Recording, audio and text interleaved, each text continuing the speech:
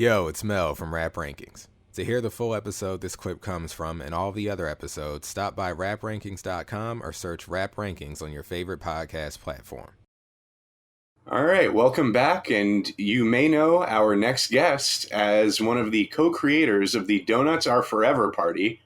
He's a member of the event production group Rare Form, and he is a very talented graphic designer whose work you may know from Slate Magazine and many other places.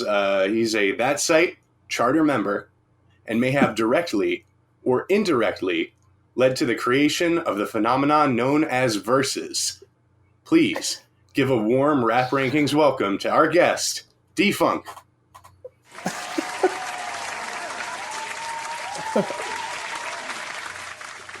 I hope I covered everything. You got everything pretty much. You broke it all down. I appreciate that. That's the nicest intro ever given for me. Wow, I listen, I really appreciate that. You know, D-Funk, I dug up an old tweet from May of 2011. Yeesh. You said that was the best nonverbal club intro ever. Great meeting you, yo. Hope you had a good time. At the time, you also had a Tumblr blog, Trees for Breakfast. Uh-huh. And I had a record that I produced featuring Elucid called By the Block, which you put up on there. Yes. And you were out somewhere one night, and I saw you there, or maybe you had posted that you were going to be there, and it was a hectic night, and I handed you my cell phone with my thanks to you for posting the record, written in like a notes document. And I think that was the nonverbal club intro that you were referring to. So I totally remember us meeting, but I don't remember it going that way. But I know for a fact we have met in person. I know. You handed me your phone? I think I handed you at the time. I had a pink, like Palm Pilot cell phone. Oh no! I think I know why it was pink. And I had written this whole thing to you, like, yo, I know it's really loud in here, so I hate when people go up to people in the club and try to talk to them, like, right up in their ear, so I figured it would be better if I wrote it in here. Thank you so much for posting the record. I hope you enjoyed it. My album is coming out, I think, on this day or something.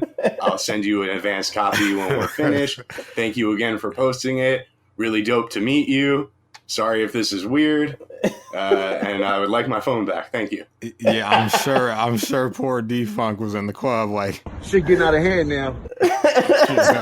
But this is the life of a struggling artist. I am happy to say, D-Funk, I am no longer that way.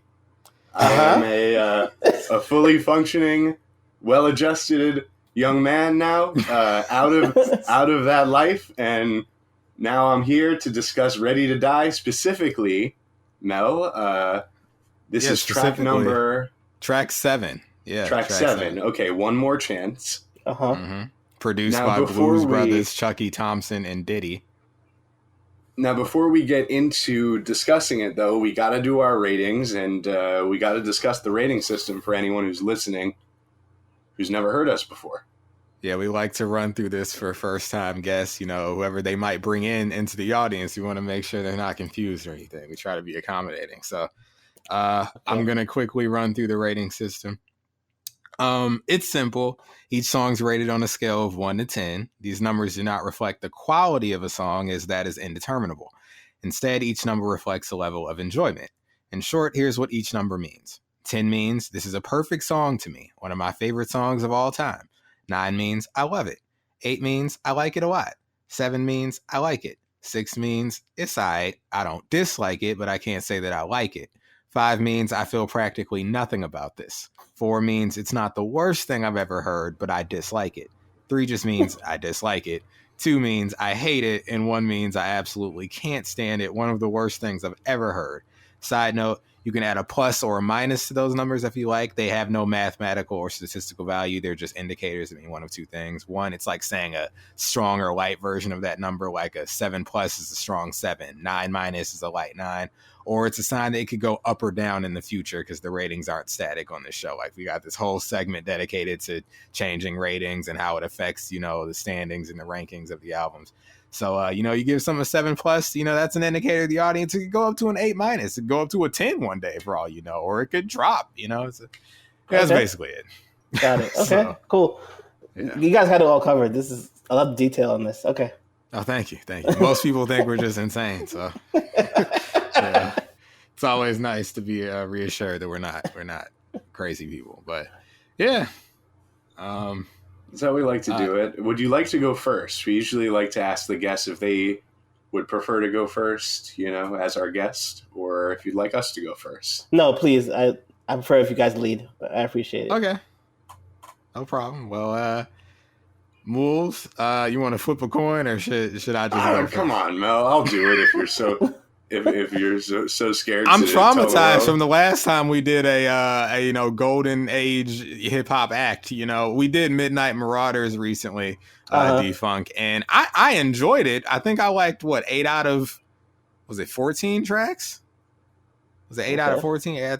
I liked the majority of the album, but that wasn't enough for these hip hop heads. They were picketing outside of my house. They were trying to throw rocks through my window. It was crazy. 8 is kind of low for Midnight Marauders, but that's another story. 8's kind of low. It's kind of low. Man. All right, okay. You honestly, it was justified. I do not recommend. Nobody, please don't put your hands on him. You have no right to assault him. He's singing a different tune from a few weeks ago when he was inciting a riot against poor old Mel over here. It was like January 6th all over. Okay, but we saw what happened to Lupe when he disrespected Tribe. So I was just trying to protect you from what I knew could potentially happen. You know? Yeah. I'll give my rating first. I give the song an 8-. Ding me, baby. Okay. Well, me over here, not too far off. I actually flirted with that rating myself, but 7+. Do I get mine now? I guess hopefully I haven't upset the hip hop heads with that one. You know, but the ball's in Defunct's court now. No, like you guys are super on point. I will give it a 7+ as well. Nice. Okay. Yes. You guys are right in the ballpark. So we got 7+, 7+, 8-. I love to hear it. Now, I was fluctuating myself between 7+ and 8- because my initial impression is like, I have to be honest, I heard the album Ready to Die years after it came out, but I heard the One More Chance remix on the radio a lot growing up. Right, which is I think the one most people are familiar. Like at least me, I was born in '93, and when I thought I saw this on the album, I'm like, oh, I know this, I like this, and then it came on, I'm like, oh, this is way different. Like I don't know. I was not buying in 1994. I was 7 years old, so I was not buying albums yet. I was only hearing stuff on MTV and what was on the radio. You wasn't buying albums yet. You was a broke boy. You should have got your hustle up. Sometimes I would get an album on my birthday or something, but it wasn't a regular occurrence at 7 years old. It was just around the time I was even starting to get interested in music because of something like an MTV. But word, okay. I didn't hear Ready to Die for at least 3 to 4 years after it came out. So when I heard One More Chance on this album, this wasn't the one I was initially familiar with. Where do I rank that one? Maybe a flat 8 on that one, maybe 8+. Okay, I'll ding you just because. Okay. I like the way the chorus sounds to this day better on that one. It's more melodic to me. Agreed. I think I'm about even on the beats. I think they're both good beats. I think Biggie performs great on both of them. I'll give this one the minus because I prefer the chorus on the remix. And the intro here, that's a lot of voicemails to get to the rapping. It is a lot of voicemails. Right. You know, and I'm thinking from a perspective of like DJing. I mean, this is the third single on the album. So I'm sure there was a single version. Without the the voicemails on it or whatnot, but it's a lot of voicemails up top. Mm-hmm. Right. Before we get to the action. Unless they just ran the album version in the club. What was more awkward? People standing around listening to voicemails in the club, or Moulz handing D-Funk his phone with a thank you note?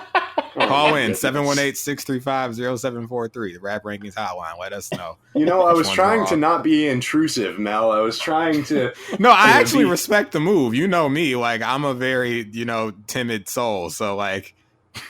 Yeah, I wasn't ingenious. being timid. I was just trying to be, I don't like those sort of interactions. Respecting with people the environment, situational awareness. You're yelling in their ear. You're huddled over them. It's an uncomfortable situation. Jay-Z talked about it on Blueprint 2. He did. That's true. I like that record. Someone should have just handed Jay a phone with the Notes app. Oh, this is ingenious. You wrote the note out on the phone because you got situational awareness. I might sign you to the Rock for this. We know how he works. But one more chance. This is an interesting one for me. I don't know how you guys feel about this. I'm not the biggest fan of sex records. I think it varies from rapper to rapper. Biggie is always able to do the sex raps and not disgust me and make me not want to listen to him. I'm anxious to hear from D-Funk about this. So there's a reason I picked this song to begin with, because I'm gonna say my age right now. I was in high school when this album came out, right? So 94, I was 16. Okay. And I've always preferred this version over the radio version. Because obviously you can. Because obviously, it just, I don't know. Because partly because it was so dirty, right? Because it was so much going on in this song, like it's so explicit. Obviously, you can't play this song on the radio. Even if you were to edit this song, you can't play it on the radio. It's just nonstop. It's all about graphic sex stuff, right? So that's what I always enjoyed about it, and there's a humor to it too. Like you're picturing him talking about being this playboy and being like, "Oh, I'm great in the bed" and all this stuff.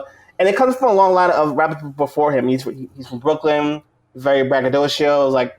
It's like right above Biggie and Jay-Z. There's Big Daddy Kane, and I think Big Daddy Kane is like the blueprint for braggadocio Brooklyn rappers, right? And you always have to be, I'm really good at rapping. I'll beat you. I'll do whatever you want, and I'm also really good in the bed. And I think that's kind of like a thing that you had to do back then. And I just thought it was a really great song, and I think lyrically it was like one of the best songs of the album. I know that sounds crazy saying that, but it doesn't to me. But I'll get into that. He was rapping his ass off on this song. He was. That's what I noticed for me. Yes, because where this kind of falls short for me, musically or melodically in the chorus, like versus the remix, Biggie's rapping on here is a lot less laid back than the remix. It's like hardcore rap still, and he still maintains all of those things that make him Biggie in, just the stylization of the way that he says things, just his sense of humor and everything like that. Just like the flyness of, the essence of Biggie is still very much present on this track. And it's, to me, impressive because when a rapper can go in that sort of like space where I'm not really trying to hear songs about sex a lot, but when they can do it and it's still dope to me, unquestionably, I think that's a major, that's like a major success.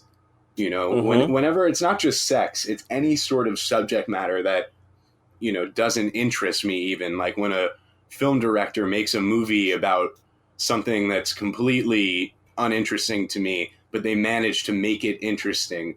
That's how I look at Biggie on this song, and typically like flirting with the kind of, subject matter I'm not personally in love with. But it's interesting you say it's some of the best rapping on the album, because this was an album that Mr. P made me study when I was starting to rap myself. Mr. P. He was telling me, just study Biggie, study Ready to Die, like rap along to it, learn the lyrics, rap along to it. And listen to how he lays the words out over the beat, the flows, how he uses language. And that was something I really locked in on, whereas this was always an album I enjoyed. But I started to sort of revere Biggie as potentially the greatest rapper of all time when I started to study him because I wanted to basically learn how to rap. Mm-hmm. You know, and I'm being told, well, just listen to this guy, this album, and study everything from his cadences to how he writes to where he places his words, and pay really close attention to that and see if you can go along with it. And that was sort of how I went from being a whack rapper to a decent rapper. Mm-hmm. You know, so I agree. The rapping on this song is incredible. We often give him like props for his lyrical ability too, but he's gone too soon, so we'll never know like where his full potential would have been. But like he just was really good at like dancing over a beat. Like it was really, really impressive the way he did it. Yeah. We've talked often on this show about rappers who just sound good on a beat or just know how to rap. You know, they know how to fit a beat, their presence. And it's like Biggie. We talked about Snoop Dogg being the same way. It's just like, it's almost as if they were born with the ability to just ride a beat. Busta, I'm convinced at this point he very much belongs. Busta's a huge one. Huge one, yes. Just such a natural.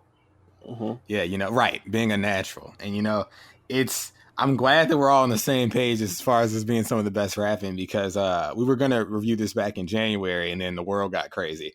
But I found my notes from, you know, that listen back in January, and I wrote like, him rapping this hard about sex is cracking me up. Mans is determined. And I felt the same way. Like it's impressive to have a topic like this and still be so technically sound and still not be like a turnoff. Like, The thing about rappers and sex, it's like, we've also talked about this on the show. The hit rate is pretty low, you know. Usually rappers, it's not always, you know, the best lane for them to go down, because either it ends up sounding like clunky or just like embarrassing, or, you know, they sound inexperienced, or it's like too blunt. And you were touching on this earlier, Defunk. Like Biggie, at least from what I've heard about him and what I've noticed with my own ears, is he has a sense of humor, and that helps records like this and throughout his catalog a lot. You know, it's done with the wink and a nudge. You know, records like this, it's not so like. I mean, in part one, which we haven't recorded yet, but I know because I put together the notes. One of the critics describes this song in particular, that Biggie has a Dolomite-like vulgarity. And, you know, Rudy Ray Moore, Dolomite, like, is very much like comedic, right? Right. And those influences that Biggie wears on his sleeve, you know, even the H-Town reference, right? Yeah. Like in the end of the first verse. She wants that old thing back, like the way he sings it. You know, he clearly has a sense of humor. It's all very much delivered tongue-in-cheek. That's what I appreciate about Biggie, but yet he's so precise. But the precision is effortless. Right. One thing I could never say about Biggie is, like, he sounds like labored, like he's forcing something. You know, it's just, it's fluid, it's natural, it's just almost instinctive, you know, and it's funny, like you were saying, Moulz, you heard this like, it was like 3 or 4 years after it came out. I sat down and listened to this album. I probably talked about this in part one for the first time in 2014. It was like my last year of college. I was 21 and I was just sitting around the apartment bored, and I'm like, you know what? I need to listen to, like, why have I not heard a Biggie album front to back in full yet? Like, I'm slacking. Like, you know, the hip hop gods are looking down at me with the side eye. So I just threw it on.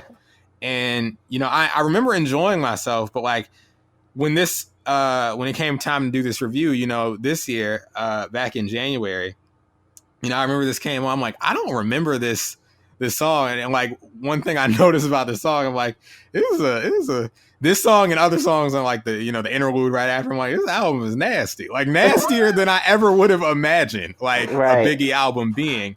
but it's there, and it's kept in a nice pocket of nastiness, if that makes sense, by his sense of humor. But like, this was a swerve of a record coming after like Ready to Die. Like, so far in the album, the previous 6 tracks, it's very, you know, hardcore, it's very gritty, you know, it's violent, it's, you know, it's hard rap. And then here he comes with this, you know, the first thing you hear as a kid, you know, the baby mama has the kid leave a message for the quote unquote hoes, you know.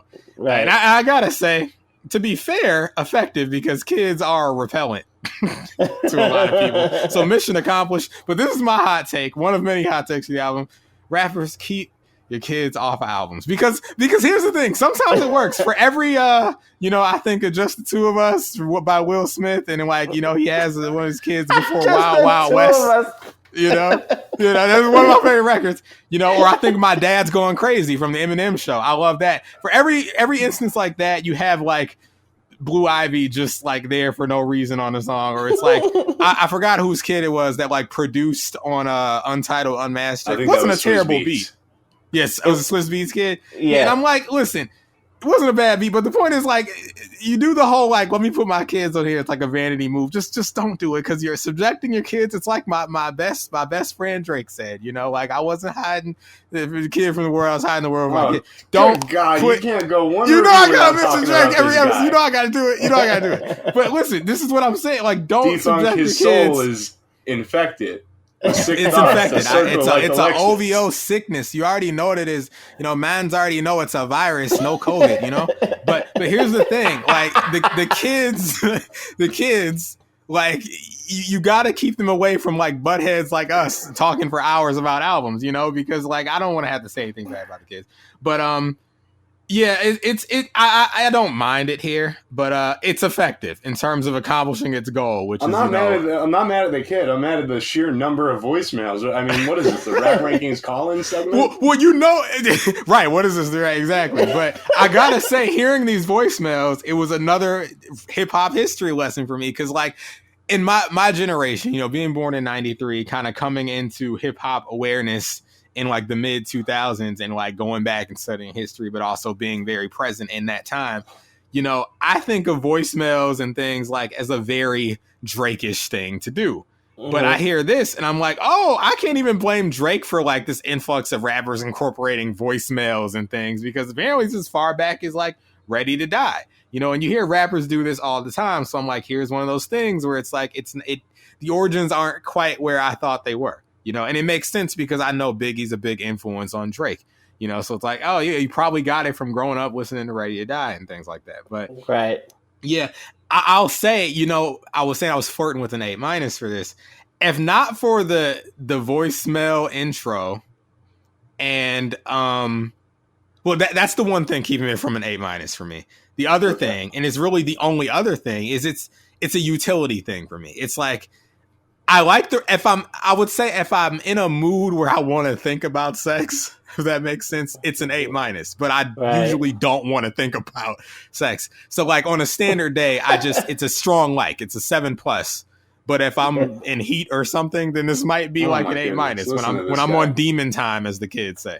I think it lends to the humor of it, the voicemails, like just thinking that all these women are leaving voicemails on him to come see him and come hang out and have sex. I think it just lends to the humor a bit more. The song's like compared to the rest of the album, it's just out of nowhere.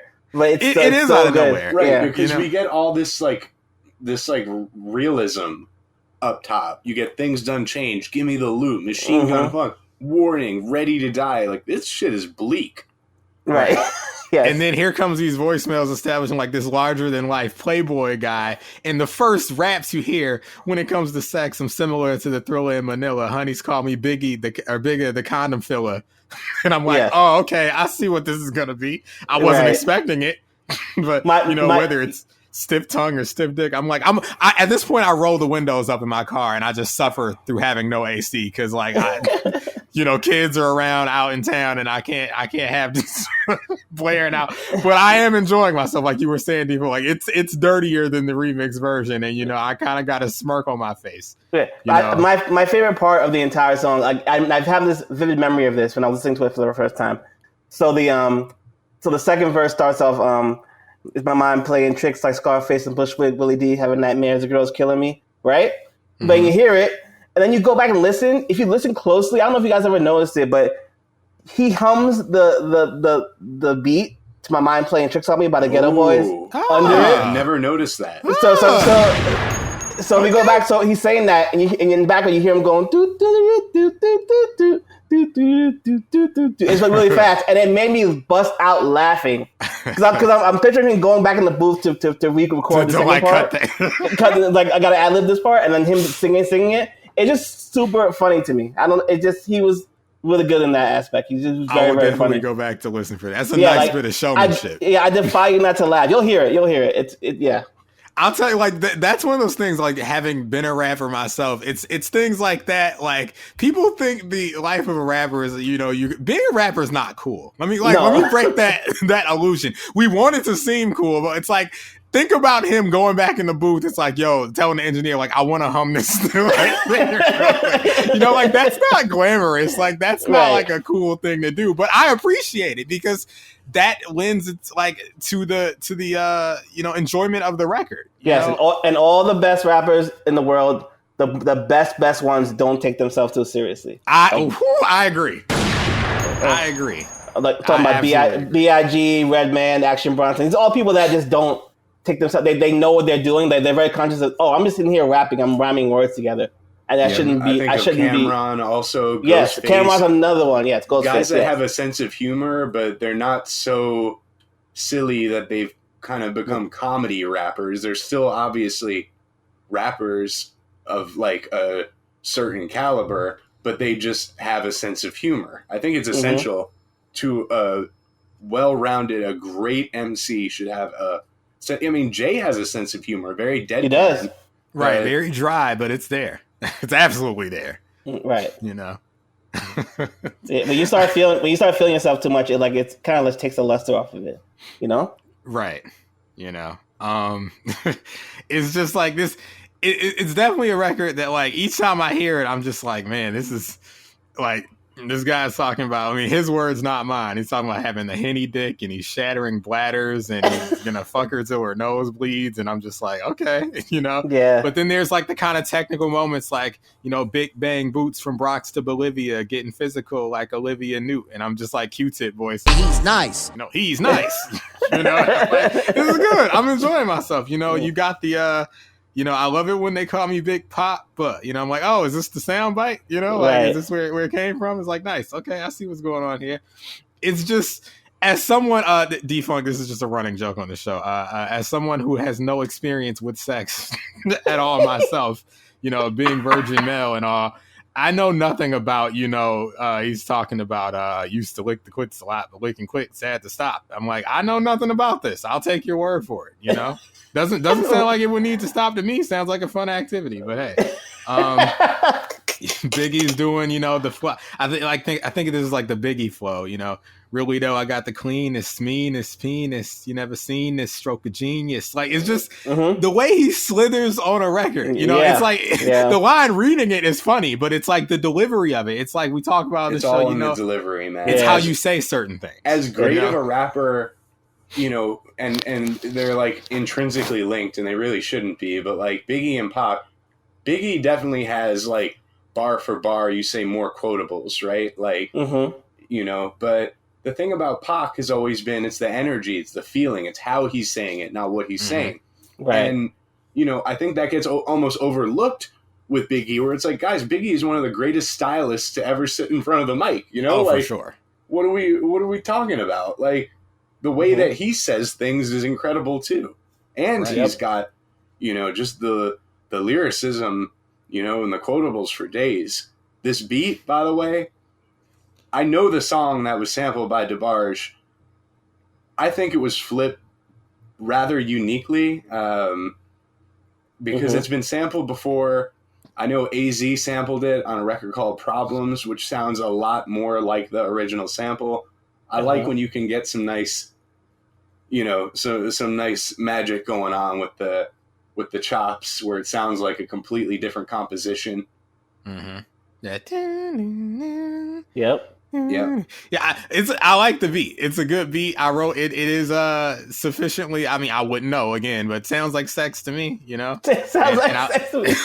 I mean, I looked it up. The drum programming's got that hardcore rap appeal to it. That's how Biggie's able to go as hard as he does on the song. But with that soft sample, you get that juxtaposition, and it works beautifully. Mm-hmm. Yeah, I like how they let the sample ride out a bit too at the end. Like that. Yeah. Like it's just. When I was making beats in my past life, I was a strictly like I didn't make anything original. So like I always appreciate a nice flip, and I'm a big fan of this beat. That's one of the reasons why I was thinking about giving it an 8-, because it's like the beat's an 8 for me. Well, shit, Mel, it's sounding like you'll be back next week to give this thing an 8-. I might be effing tripping. I might have to show up on our segment and say I was effing tripping. I don't know. If I have sex between now and next week, my feelings could change. So, and for the record, I have heard the original version at parties and clubs, but I can count on one hand how many times that's happened. Like obviously the remix, the radio version, the one that everybody knows, mostly that's the one that kind of sent them to the stratosphere, and it was. Which is kind of funny because this one's a little more up tempo. Right, it's true. Yeah, you could, and you can dance to it, but like it's not really a club record per se. The remix, you can hear that at a club. It's like 1 o'clock in the morning. Everybody's vibing. It's like one of the best Bad Boy releases ever. That remix, but I'm more of a purist. I just like the way he was rapping on the album version. I used to rewind that song constantly. Yeah, like he has no business rapping as strongly as he does with this topic. It's like it's impressive. He pulls it off. I gotta say, like, it feels weird. Like I got the window open, like the sun's. It feels weird to talk about the song while the sun is still out. This is a nasty man classic for sure. He's just like sex get rougher when it comes to the nut buster, pussy crusher, big black nasty motherfucker. Like, this is crazy. Like this, I should probably wait, for dusk or something. But hey, we're here. Hey, just wait for the next track, Mel. This is we'll get there. We'll definitely get there. It's just he beat the curse, like the rappers rapping about sex curse. He pulled it off. It's very hard. It's like coming back from the 3-1 lead. It doesn't happen often, but he did it. My question, I guess my philosophical Mel moment. I've done it throughout reviews on this show, and like I'm back to it. Because I want to ask D-Funk, because Moulz is familiar with this, and I still haven't gotten to the bottom of it. But when he's rapping, and when I nut, I got to split. Back shots is my position. I got you wishing for an intermission. Fuck the kissing. I've discussed about rappers in general seeming to have intimacy issues. Like now on here, he raps about his preferred position being back shots. And I think about that position. It's like, okay, well, you're not making eye contact. You're not looking at her face, and he's like, as soon as he finishes, he leaves, Right. And I'm like, well, I guess it's an upgrade from, the reality now, which is what spurred these philosophical thoughts, because I hear a lot of the new rappers talk about like, they don't even want penetration. They just want the head and they leave. And that was always weird to me. Cause I'm like, what is this about? Like, is it just some sort of oral fixation? Like, why are they so afraid of being intimate with these women? Maybe they're busy people. Like, I don't know, but it's just, I had to bring it back up because I'm like, well, see, back then they still seem to not want to make eye contact and like be really, vulnerable with these women. But like, he was still leaving right after. So I'm like, is this a rapper thing or is it just about looking cool? Like not loving these hoes? Like, is that what this is? Like, I don't know. I just figured I'd ask somebody. Personally, I just thought the backshot thing because he was so big. When you're that big, oh, right? He would potentially crush her. It kind of limited as to what positions you can do. So either, right, okay. Either she's on top or you're not getting on top of the girl. That's right. Okay, makes sense. I didn't think about that. Okay, that's just my thought. Yeah, okay. This guy is like, he's shaped like King Kong Bundy. He's gonna come down on her, All right, 1, 2, 3. It's over. They'll do the whole 5 count, actually. It's over. Oh, man. Oh, jeez. Okay. Yeah. Well, that answers that. Okay. Oh, yeah, that makes sense. Yeah, in this specific case, I don't think it's a lack of intimacy or a lack of care for this woman. I think it's on the contrary, he's being considerate and compassionate because, any other position would be uncomfortable for her. There it is. A case potentially fatal. I mean, let's be honest. Yeah, okay. Whew. Thank you, Defunct. Case no problem. Yeah. No problem. Wow. Yeah, this is definitely a highlight. See, okay, well, this is questions for Moulz. Moulz, am I allowed to put this in my If I Ever Get To playlist, or is this still too on the nose? I think this is humorous enough. It's about sex, though. I know, but it's kind of humorous. Like, it's so over the top, though. All right, now that Defunct, I have this playlist for If I Ever Get To. Defunct is quite the curator. He has some great. Listen, I'm no advocate of streaming audio, but he has some great Spotify playlists. All right, okay. So thank you. Nice. I think he's actually the best person we've had on to ask this question. Mel has a playlist. Okay. If I ever get to music he would like to play if he's ever lucky enough to be intimate with another person. Okay, and what's on this playlist? All music that's very much about sex. I'll run through the whole thing. I'll just I'll throw some things out there. And because Moulz says this is just out of line, like it's way too on the nose. And I see his point, but it's like I got Seduction by Usher, Moments in Love by The Art of Noise, Bed, Jay Holiday, Untitled by D'Angelo, Fuck You Tonight by the Notorious B.I.G, the guy we're talking about right now, and that bad man R. Kelly. R. Kelly is definitely should be banned from all future. He should be, but he's a be. secondary player on that record, so I look past it for that. In that specific he case. Sings the whole bridge. You got to get rid of that one. I know. I do. Yeah, it's just songs like that, they're very they're very sex centric, if just not outright about sex. And I get his point, but it's like his concern is that like it could be a turnoff because it's like yeah, we know we're doing the act right now. We don't need this sort of reinforcement. It's too here. On the nose. Music needs to sound like sex, not be about sex. Yes, Moulz just hit it on the head. Like if I were to make a song about we're in a situation where I'm about to be intimate, I'm not gonna have the songs be about sex. I'll make the song sound like sex. I'll be have him kind of make the atmosphere warm and inviting. But not Jay Holiday. Not Jay Holiday bed. Yeah, not Jay Holiday bed for sure. Listen, Defunct is a Benny Sings fan. Now, Benny Sings has some good songs that aren't about sex, but they have a nice mood, Yes. I'm a huge Benny Sings fan. Nice. Huge. Okay, we all like Benny here. That's good. Yeah. All right. He's coming to LA in December, and I got tickets. Hopefully, I'll be okay to go indoors to a show, but I'm looking very forward to it. Wow. Okay. Well, listen, I might throw that Here It Comes by Benny Sings on there. It's off his Here It Comes. That's an 8 for me. Well, it's not about sex. No, Here It Comes. Shit getting out of hand now. All right. Maybe that's too much. Okay. Anyway, changing topics, I guess. I still don't have a grasp on this whole sexuality thing. I'll figure it out one day. I don't know.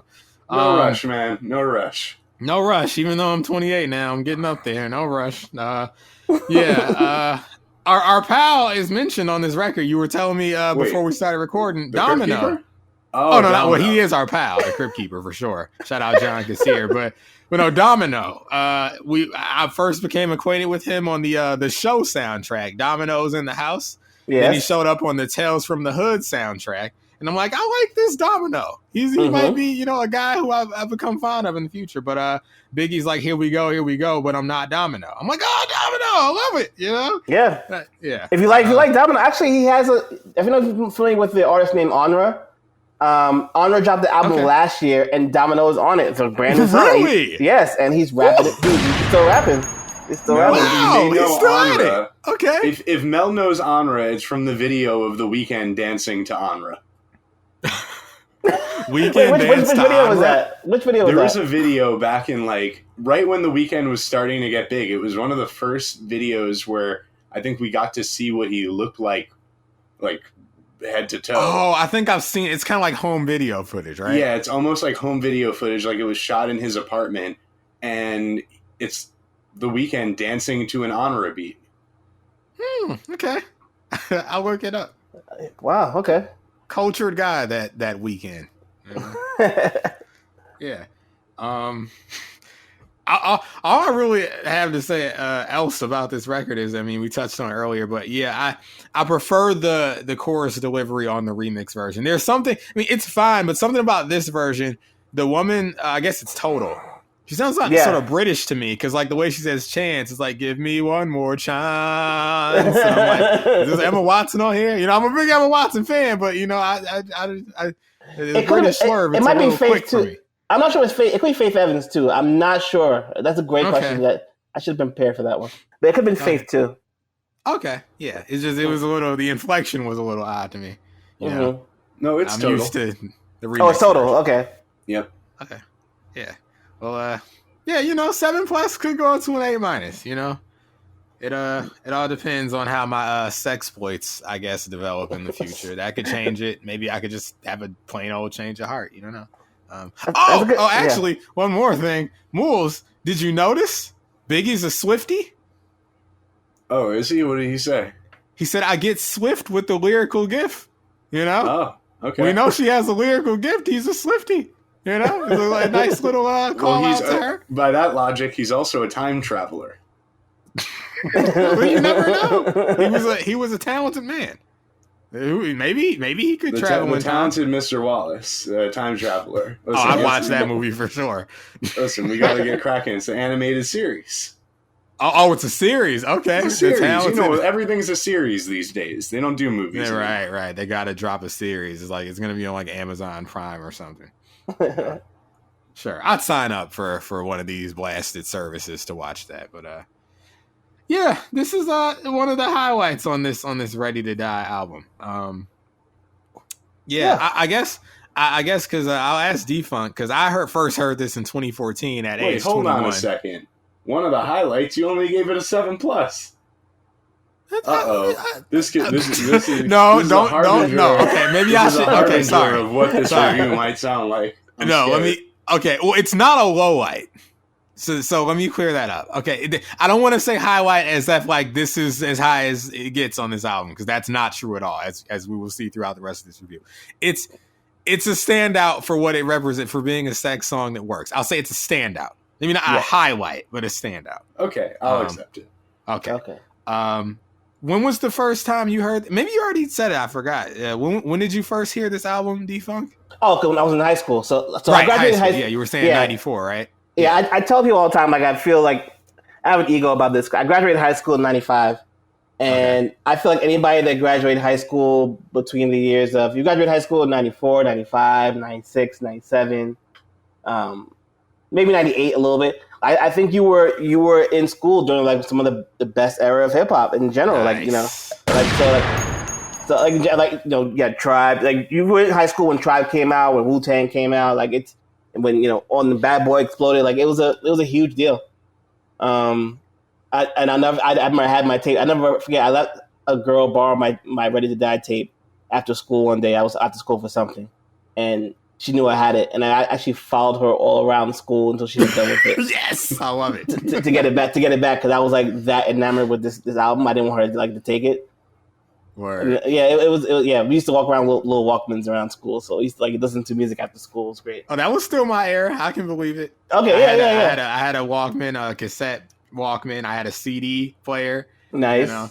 Yeah, I graduated from high school in 2010, so I got to experience a lot of, I consider myself, I guess I'm a millennial, but I'm the first class. So like, I remember dial up. I remember I remember all that. Oh, and good. I'm thankful for it, you know, because it gives me context to a lot of this wild stuff that's happening now. But not change the subject real fast, but who was the biggest artist when you graduated high school? Man, you know, it's funny. I'm glad you brought that up, because like there was some tweet going around recently. It's like, quote this, like go to the GIF searcher and type the year you were graduated high school, or like the year you started high school, and like post the first GIF that pops up. And then for me, it was a Lil Wayne GIF of like him throwing money, I think in the Make It Rain video. And I'm like, yes, that's accurate. In 2010, it was Lil Wayne probably, and Drake was beginning to rise. Right. Okay. Now, so I graduated that was my era. In 2005. So, and I was, living in New York at the time on Long Island. So I would say in 05, when I graduated, 50 Cent was the biggest rapper, but Kanye might have had the biggest song with Gold Digger at the time. There you go. Man, we know what ended up happening with that. Yeah, that played out over the course of the next 2 years until, of course, we covered in episodes 1 and 2 in season 1. Graduation and Curtis. Listen, we determined that the run of gangster rap was unjustly ended.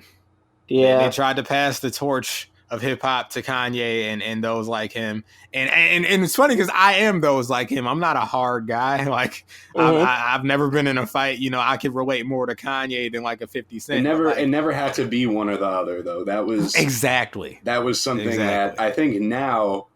It's almost too little too late, but now I think people are finally starting to realize it doesn't have to be this or that. Yeah. Right. And we're all looking at Kanye now, especially 50, like damn, homie. So, yeah. How'd you have that ready? We have a exhaustive bank of sound bites over here at Rap Rankings. It's ridiculous.